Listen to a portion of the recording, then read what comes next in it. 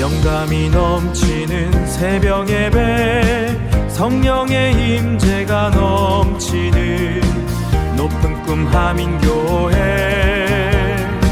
성령의 임재가 2026년 6월 22일 새벽입니다.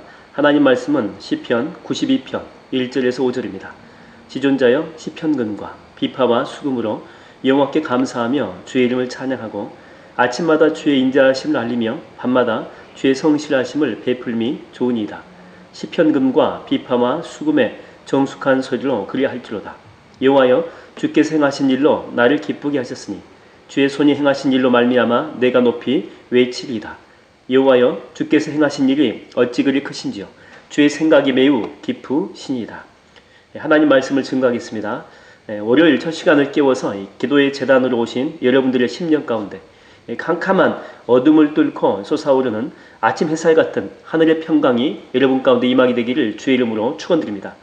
지난주 우리는 시편 91편을 통해서 1000명과 10,000명이 쓰러지는 정말 끔찍한 재앙이었는데 그 속에서도 우리를 완벽하게 덮어서 보호하여 주시는 지존자의 은밀한 그 피난처, 덮어주심의 은혜에 대해서 우리가 묵상했습니다. 오늘 이제 우리가 읽은 시편 92편은 바로 그 하나님의 은혜를 경험한 성도가 안식일에 성전에 모여가지고 하나님을 향해서 올려드리는 감사의 찬양의 선포가 나와 있습니다. 오늘은 이 찬양의 전반부만 살펴보도록 하겠습니다. 오늘 이 본문 1절과 2절을 보게 되면 하나님의 보호하심을 받은 성도가 마땅히 드려야 될 그 찬양의 모습이 나옵니다. 뭐라고 나오죠?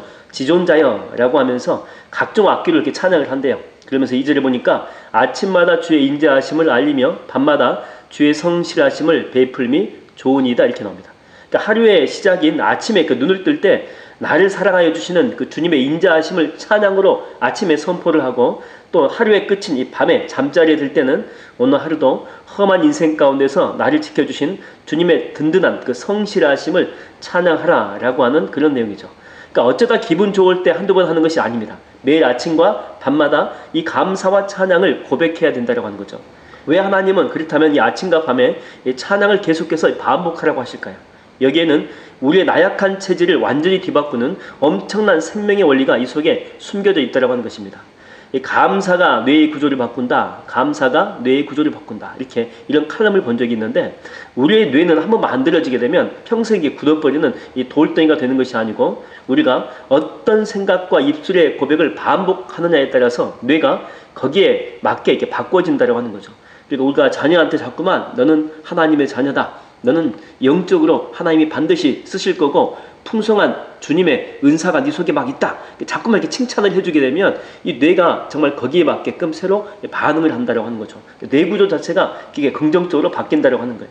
만약에 우리가 매일 아침에 눈을 뜨자마자 아이고 피곤하다. 또 오늘 어떻게 사냐. 그렇게 불평하고 또 밤에 잠을 잘 때도 내일을 또 걱정하는 거예요. 내일 걱정하면서 그 돈은 또 어떻게 막지? 그 사람하고 또 어떻게 관계를 해야 되느냐?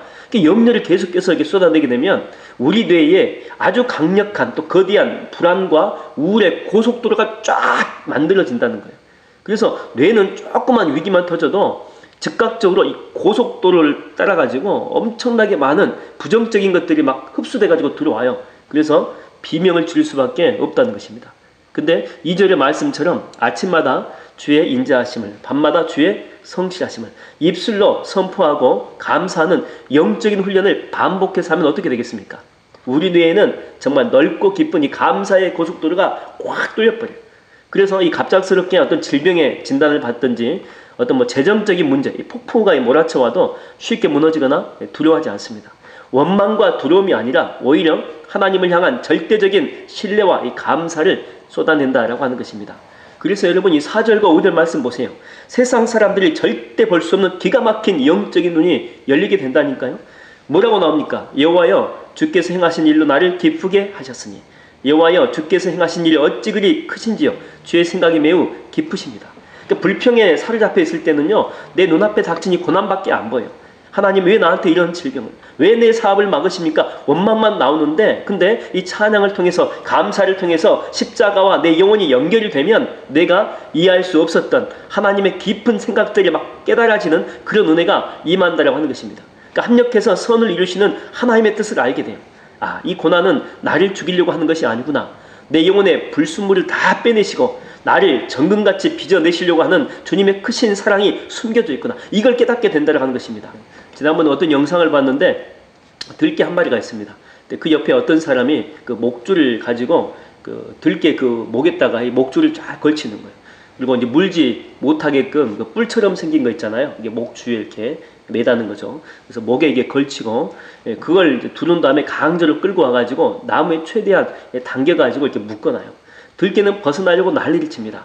그리고 이것은 분명히 나를 죽이려고 하는, 나를 해하려고 하는 인간이다. 저 사람은 나쁜 놈이다. 이제 그렇게 생각을 했겠죠. 근데 그 사람이 한 일이 뭐냐면 개의 이렇게 몸을 보니까 이 몸 주변이 이렇게 썩어가지고 벌레들이 있는 것입니다. 놔두게 되면 죽을 수밖에 없겠죠.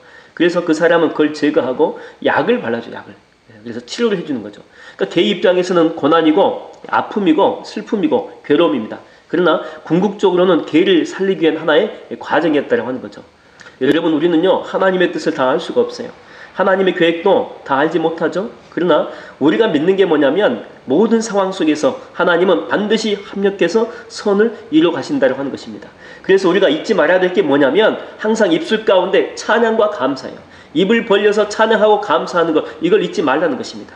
새로운 한 주간을 시작하는 이 월요일 새벽인데 여러분의 입술의 고백은 어떠합니까?